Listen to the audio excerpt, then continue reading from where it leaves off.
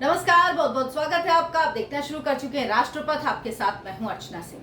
Modi surname मामले में Gujarat high court के फैसले को राहुल गांधी ने सुप्रीम कोर्ट में चुनौती दी है और सजा पर रोक लगाने की गुहार लगाई है।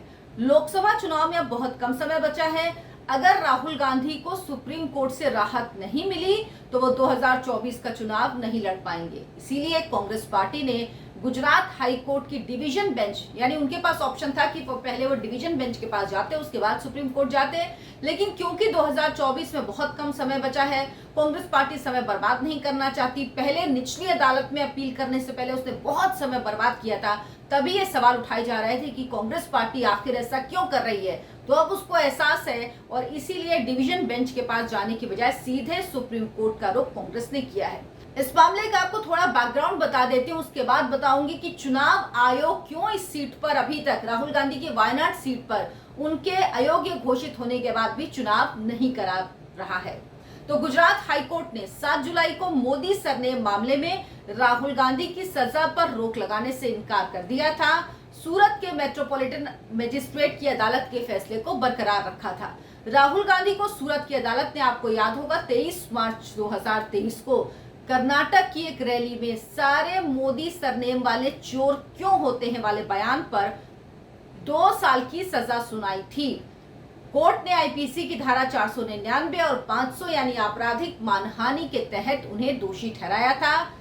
इसके बाद राहुल गांधी डिस्क्वालीफाई हो गए थे। तुरंत उनकी संसद सदस्यता खत्म हो गई थी, क्योंकि इस कानून के अंतर्गत सुप्रीम कोर्ट का आदेश है कि जैसे ही कोई दोषी करार दिया जाता है 2 साल या उससे अधिक, उसकी संसद सदस्यता या विधानसभा, विधान परिषद, राज्यसभा किसी के भी सदस्य हो तो वो सदस्यता तुरंत चली जाती है।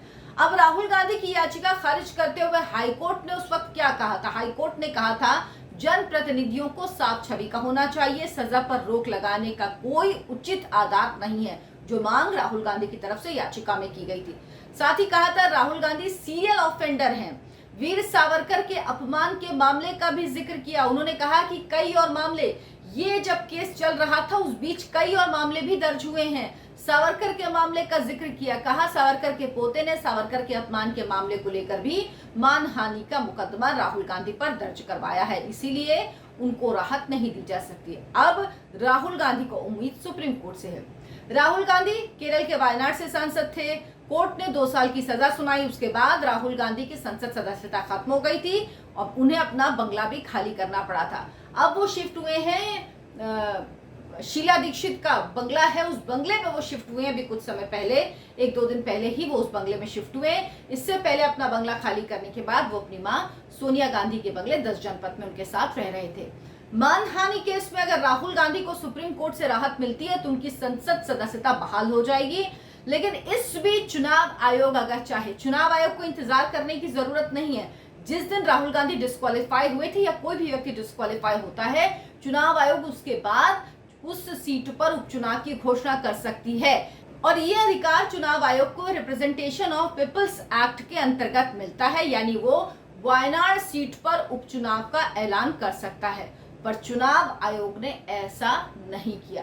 23 मार्च से अब मिड जुलाई भी खत्म होने वाला है, लेकिन अभी तक ये ऐलान नहीं किया गया। 23 मार्च को राहुल गांधी अयोग्य घोषित हुए तो नियम के मुताबिक वायनाड सीट पर 6 महीने यानी 22 सितंबर तक चुनाव हो जाना चाहिए। लेकिन ऐसा लगता है कि चुनाव आयोग ने अभी तक उपचुनाव की घोषणा, शायद राहुल गांधी का जो स्ट्रेचर है, गांधी परिवार से आते हैं, प्रिविलेज्ड क्लास हैं, उसके प्रभाव की वजह से नहीं किया। ये क्यों कह रही हूं मैं? इसका आधार है, क्योंकि ये सवाल इसलिए मन में आता है क्योंकि इससे पहले लक्षद्वीप के सांसद मोहम्मद फैजल, समाजवादी पार्टी के नेता आजम खान, उनके बेटे अब्दुल्ला आजम, जब इनको अयोग्य घोषित किया गया था, जब इनको सजा हुई थी, उसके बाद चुनाव आयोग ने उपचुनाव की घोषणा कुछ ही दिनों के अंतर में कर दी थी।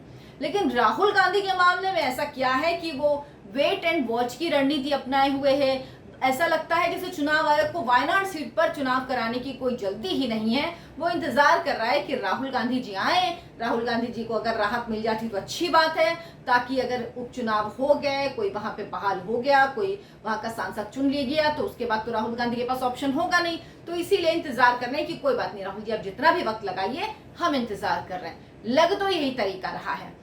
अब ये राहुल गांधी के स्पेशल स्टेटस का ही प्रभाव लग रहा है, और वैसे इस सीट पर जो भी सांसद चुना जाएगा उसका कार्यकाल बहुत कम होगा, क्योंकि 2024 के लोकसभा चुनाव में बहुत वक्त नहीं बचा है। मतलब मुश्किल से मुझे लगता है 6 महीने का कार्यकाल ही मिल पाएगा जो नया सांसद चुना जाएगा इस सीट पर, क्योंकि अभी तक तो कोई घोषणा चुनाव आयोग की तरफ से की नहीं गई है। दरअसल निचली अदालत का फैसला आने के बाद हाईकोर्ट में जाने में कांग्रेस ने बहुत समय लगा दिया था। उसे लगा था राहुल के खिलाफ आए इस फैसले का पार्टी और राहुल दोनों को फायदा मिलेगा, राजनीतिक फायदा मिलेगा, लोग सड़कों में आ जाएंगे, समर्थन में उतर आएंगे, लेकिन कुछ हुआ नहीं। पासा उल्टा पड़ गया, बल्कि इस चक्कर में देर पे देर होती गई और अब 2024 सर पर आ गया है और राहुल गांधी का मामला अब सुप्रीम कोर्ट में गया है।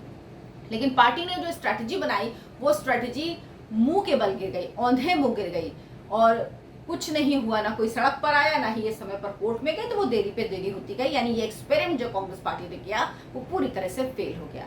अब 2024 का चुनाव सर पर है। कांग्रेस पार्टी और राहुल गांधी जल्द से जल्द चाहते हैं कि उनको राहत मिल जाए, क्योंकि अगर राहत ना मिली तो 2 साल सजा, उसके बाद 6 साल वो चुनाव नहीं लड़ सकते, यानी 8 साल के लिए वो डीबार हो जाएंगे। यानी 2024 ही नहीं, 2029 का भी चुनाव राहुल गांधी नहीं लड़ पाएंगे।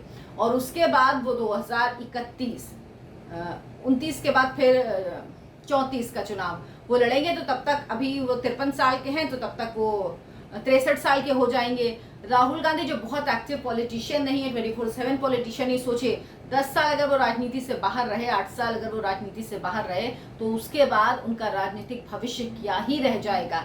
इसी बात से बेचैन है कांग्रेस पार्टी, इसी बात से परेशान है। लेकिन कांग्रेस पार्टी ऐसी रणनीति बनाती है जो रणनीति उस पर ही उल्टी पड़ जाती है, और यही वजह है कि राहुल गांधी के मामले में कांग्रेस पार्टी ने इतनी देर की। जब सब कह रहे थे कि क्या वजह है कि तुरंत कोर्ट में अपील नहीं कर रही कांग्रेस पार्टी, वो कांग्रेस पार्टी जिसने पवन खेड़ा, जिनको हिरासत में ले लिया था पुलिस ने एयरपोर्ट से, उनके मामले में तुरंत अभिषेक मनु सिंघवी जाके सुप्रीम कोर्ट में खड़े हो गए थे जमानत दिलाने के लिए। लेकिन राहुल गांधी के मामले में इतना वक्त लिया गया, उसकी वजह सिर्फ माहौल बनाना था। लेकिन वही हाल हुआ, ना माया मिली न राम। लेकिन अब कोर्ट में गए हैं, देखिए आगे क्या होता है। जो भी अपडेट होगा उसकी जानकारी आपको दूंगी। फिर इस वीडियो को लाइक कीजिए, शेयर कीजिए और चैनल को सब्सक्राइब जरूर कर लीजिए। नमस्कार।